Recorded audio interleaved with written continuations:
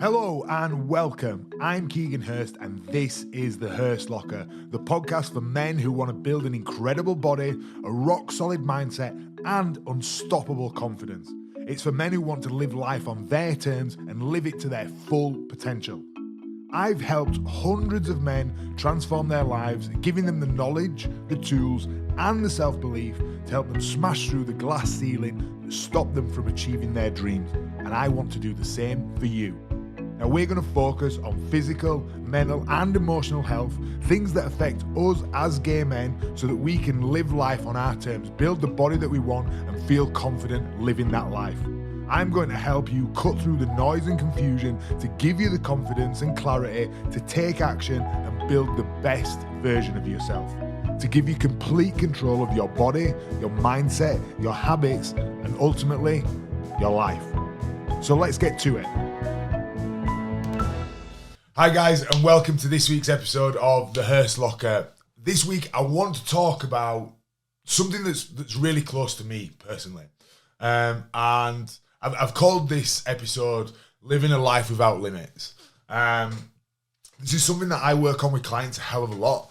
The biggest thing that gets in the way of anybody's success in any walk of life is not external factors, it's not circumstances. It is the limiting beliefs that we impose on ourselves, and we all do it. It's the stories that we tell ourselves, why we can't do something, why we shouldn't do something, what somebody else's reaction would be, why we should stay where we are, why we shouldn't give something a go. And this has been a big part of, me kind of coming to terms with my sexuality. Like, I've been out for 7 years now. I came out in the middle of playing when I was playing rugby, and it really allowed me to kick on and go to levels that I never thought I could do. I went and played Super League. I'd toyed with the idea throughout my career. But once I realised that I could come out, and it was all right, because I'd been telling myself this story that I couldn't come out. I couldn't be gay. I couldn't be the person that I wanted to be. Society wouldn't allow it. Rugby wouldn't allow it. Friends and family wouldn't allow it. And realistically, that was all a story that I told myself to keep me where I was at. And it came from a place of wanting to stay safe. But something I always say to people is, your comfort zone is never comfortable. You never feel great in your comfort zone because you know you can do better. You know you're not fulfilling your potential. And you're not growing, you're not taking on challenges. And that is when we're all at our best.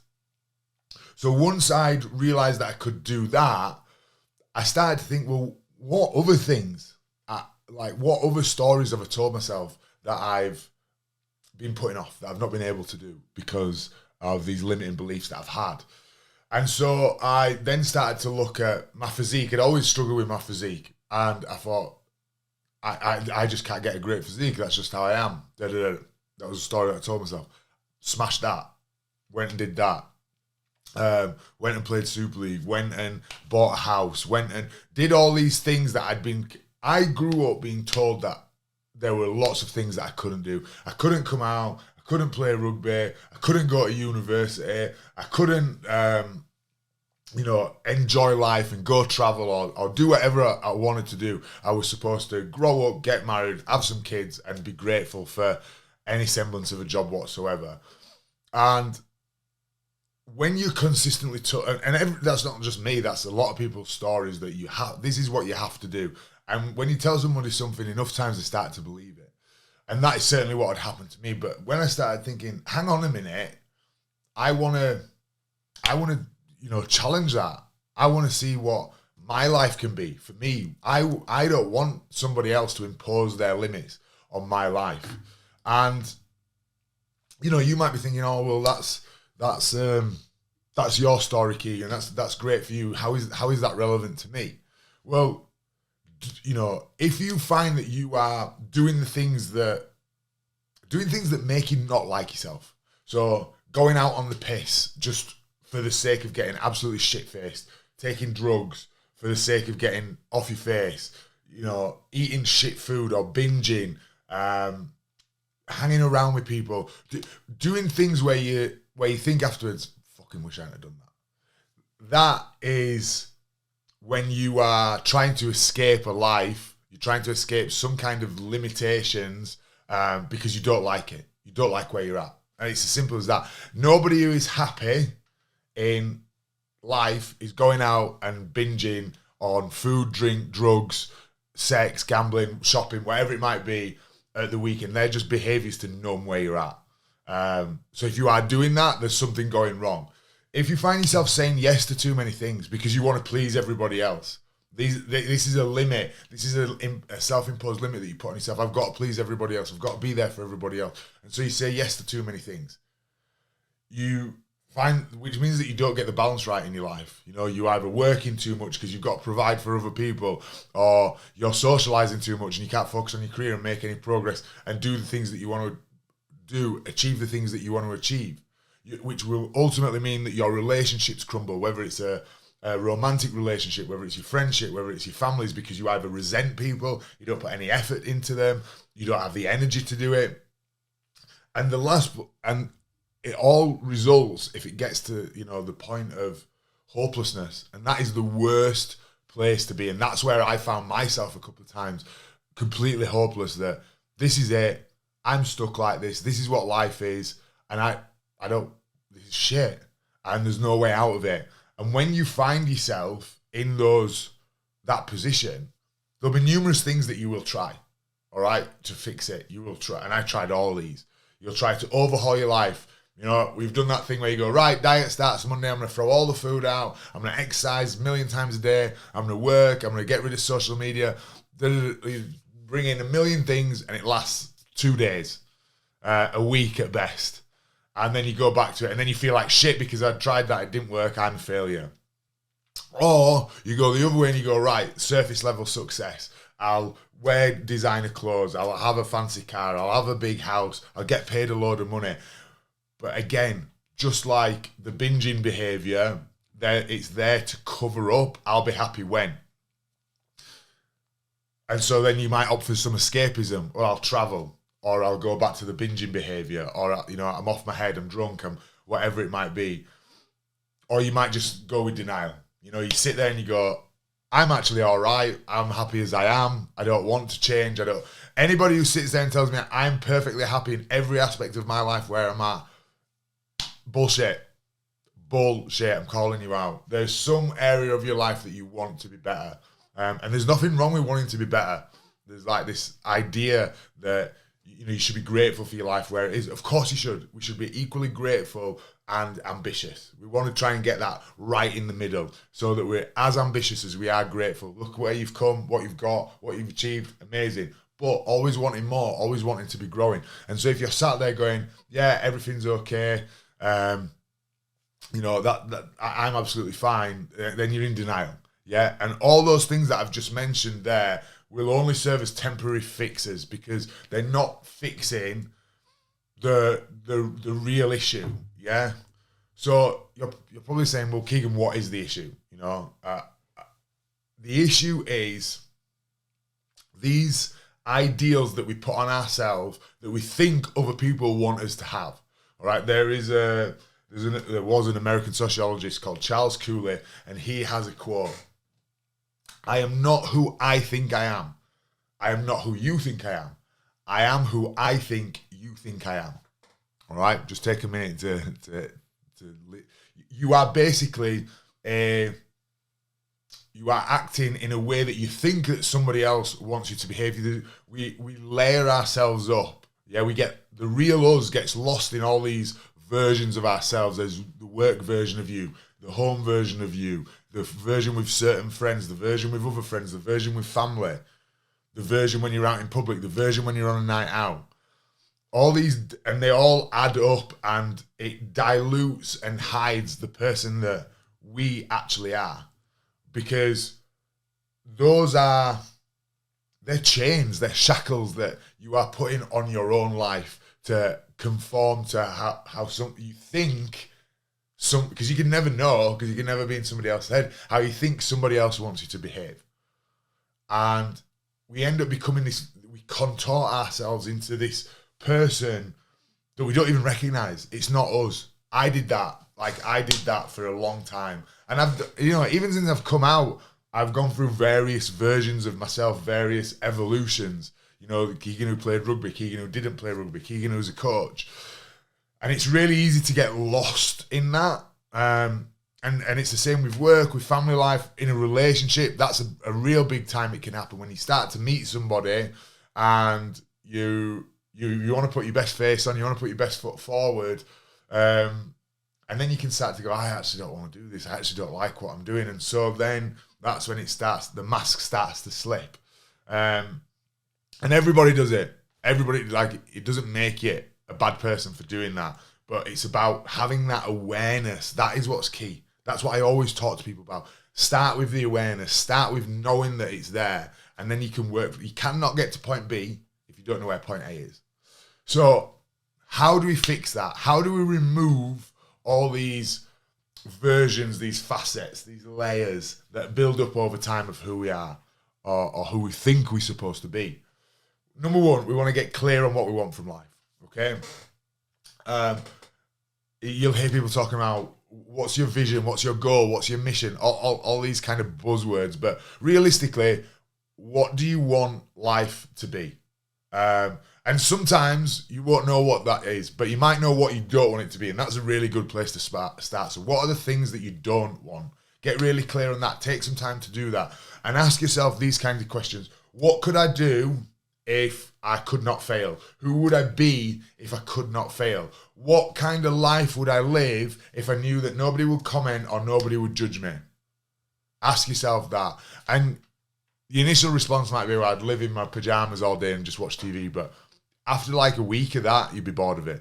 So once you get past all that, what is the life that you'd want to live? What is the thing that you'd do if you could not fail? Those are the kind of questions. And really take some time on that. Like, just sit with a pen and paper and do that. And you'll be amazed what comes out. And then once you've got an idea of where you want to go, the next thing that you want to do is you have to iterate. You have to build and destroy. You have to try things out, all right? Some things you will think that you want, like sitting on a couch for a week and not moving and not doing anything. You think you want, and then you start doing it, you go, actually, I don't want this. And that's okay. You've got to try things out. This is how I want to live. Maybe you say, I want to be a person who exercises every single day. Like, in principle, that's, in theory even, that's a really good idea. Like, who wouldn't want to do that? But you start doing, really intense training sessions every day and you find that your body's fucked, then it's not sustainable. So you ease that back and you go, well, I train 3-4 times a week. And so you can have variations on a theme. Keep what works, change what doesn't, and remember that there is no end point. You're always going to be iterating, building and destroying, changing things, trying new things, getting rid of what doesn't work, keeping what does. And sometimes it might take you a little bit longer to get rid of something that doesn't work. If it's a job that you actually really hate and that's not what you want, that's not going to happen overnight. But you can be proactive and be moving towards it. Kind of harping back to what I said at the beginning, if you're not growing, you're dying. All right? I 100% firmly believe that. With all my heart and soul, I believe that. And I don't mean that you need to have a course on the go. You need to be getting a better job, relationship, get in couples therapy to make your relationship perfect. I'm not saying that you need to be doing all those things. Pick one area of your life where you want to improve, whether that is a relationship, a friendship. For me, I've put a lot of time and energy into coaching over the last couple of years, and probably neglected some friendships that I've had for a long time. And so I want to put a bit of effort and time back into that. So for me personally right now, that's where I'm focusing. But remember that you are at your best when you're being challenged. As I said before, how comfortable are you in your comfort zone? Not very. Yeah. But you want to be in the Goldilocks zone. So, the Goldilocks story where she tries all the, the 3 beds porridge, and one's too hot and one's too cold, and one bed's too hard and one bed's too soft. Well, when you've been challenged, you don't want it to be too easy because you go, it's too easy, I can do that, what's the point? You don't want it to be too hard because then you say, what's the point? I'm never going to be able to do that. So you need to get in the Goldilocks zone and make sure that you're challenging yourself in areas that interest you.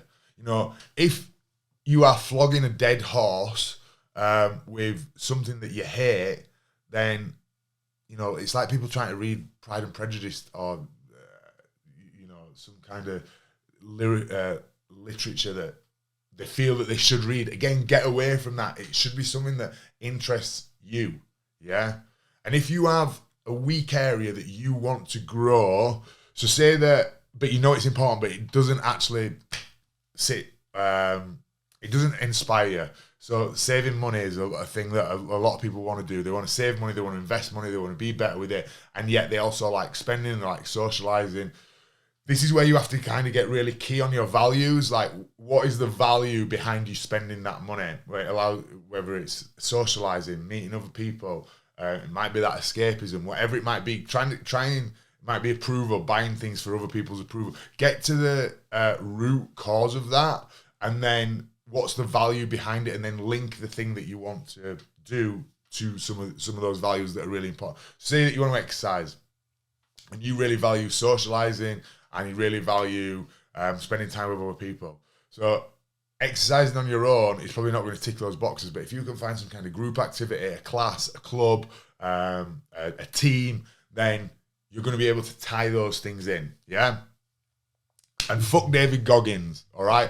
Fuck 75 hard. Fuck all those stupid fucking challenges that basically want to punish you into being in better shape and make you feel like shit for not being amazing all the time. That is not how things are supposed to be. It's not supposed to be, it's supposed to be uncomfortable, but it's not supposed to be a slog. It's not supposed to be painful all the time. It's not supposed to be somebody shouting in your ear telling you that you're a piece of shit. That isn't going to help. And that is how we often speak to ourselves. So if you have got a David Goggins mentality with yourself, and if you're thinking who's David Goggins, is some fucking mad bastard ultra runner who shouts and swears at himself and calls everybody weak, then you really need to address that, because you can't grow into pain. You can't grow into, someone's shouting at me, so I'm going to do what they say. Like, you're just not going to do that. You're going to rebel against that. And lastly, you want to make sure that you're giving less fucks. All right. As I've just said there, if you are doing this for somebody else, to impress somebody else, you've got it all wrong. It's about you. And as RuPaul said, if they're not paying your bills, pay them bitches no mind. Yeah, I mean, the great philosopher RuPaul. You make sure that you're cleansing your social media. Make sure that you're guarding your input. If there are people on there who irritate you, annoy you, make you feel shit, then get rid of it. You are not obliged to follow, like, or anything like that. You stop explaining yourself to people. If you want to exercise and you want to go to bed at 10 o'clock and you want to look after yourself and get a good night's sleep, and you don't want to go on the piss and stick fucking 3 bags of Ket up your nose, then you're allowed to do that. You don't have to answer to somebody else and tell them why you don't want to do that, because, no response is a response. So give less fucks. Fuck other people. At the end of the day, you are going to be dead. You're going to be laid there. You're going to be on your own. Well, hopefully you have people around you, but they say that you come into this world and you go out of it on your own. So the only people that you do have to impress is the 8-year-old you and the 80-year-old you. Make sure that they are happy with your choices. Think about what would they think of where you're at now, of the choices that you make. Would they say, why are you spending so much time impressing so-and-so or doing something for somebody else when you're not passionate about it? You need to welcome that. You need to ring the changes and welcome them in, yeah? And when you start doing all this stuff that I'm talking about, people will tell you that you've changed. People will tell you that when they do that, you've changed. Well, when they do that, you're on the right track. And always remember that your action shines a light on other people's lack of action, and that is their problem, not yours. I get this with clients so often that they come to me and they say, I'm doing really well, I feel amazing, and friends and family are being really shitty and starting to pull me down. Yeah? Well, A, it means you're on the right track. B, you have to, there's all these cliches about that. People ask you why you're doing it, and then they'll ask you how you did it. But essentially, people want to see people do well as long as it's not better than them. That's something that I've learned over the years. Fuck them. Fuck them. Actively seek people out who want you to succeed, because there are people who want you to succeed. That's something that we do at PTIQ. We foster that community and that culture that everybody's success is valid. 100%. Your success shouldn't need to come at the detriment of somebody else. It's not a zero-sum game. Yeah. And when you start doing that, you will find that you say no to nearly everything. Say no to people who want to steal your time and your energy, because you can never get that time back. Yeah, protect it like it's gold. So what are the action steps? If you want to live a life without limits, what are the action steps? Number one, get clear on what you want to do, where you want to go in life, and also get clear on what you don't want, who you don't want to be. Then you need to audit where you are. What's going on right now? What can I improve right now? Pick one thing that will move the needle the most to where you want to be. Yeah, and then just follow it through, ruthlessly execute, give less fucks, make sure that you're doing that, and then just rinse and repeat. What is the area that I want to focus on now? Then do that, complete it, tick it off. What next? And practice that gratitude and ambition. We want to be in that sweet spot. And just remember that if you don't like certain aspects of your life right now, it is because they're not congruent with who you really are, that you're doing things for other people. You've set limits. You've told yourself stories because you want to impress, prove yourself to other people. Fuck that. Do it for you. Take away those limits. The stories that you have told yourself are the walls that are keeping you stuck. I'm too busy. I can't do that. I don't have enough money. My friends won't support me. People won't like that. They're all bullshit stories that we all tell ourselves. And I've told myself many times, if you are finding that you're stuck, those are the stories that are keeping you there. You have the power to completely transform your life. You have that power, which is quite a scary thing, but it's fucking really empowering as well. Remember that your new identity, the person that you want to be, will cost you your old one. I'll say that again. The person that you want to be, your new identity, is going to cost you your old identity. You're going to have to let go of that, and that is really scary. But if you want to step it, it's like a snake shedding its skin to go into, to go into that new version of itself. So you absolutely can live a life without limits. You have the power to do that. I help clients do it all the time. I've done it. I've gone through that myself, and I'm still going through it. I'm still growing and learning and trying to be better. So I hope that helps. Guys, please, I'd really comment, leave a review on the podcast, share it on your socials, because everybody can have this. Everybody can live that life. And the more people are on track with it, the better the world will be. And fuck me, don't we all need that at the minute? So I really, really, really appreciate you listening, watching. Thank you. I hope that's helped. Let me know, and I will see you next week.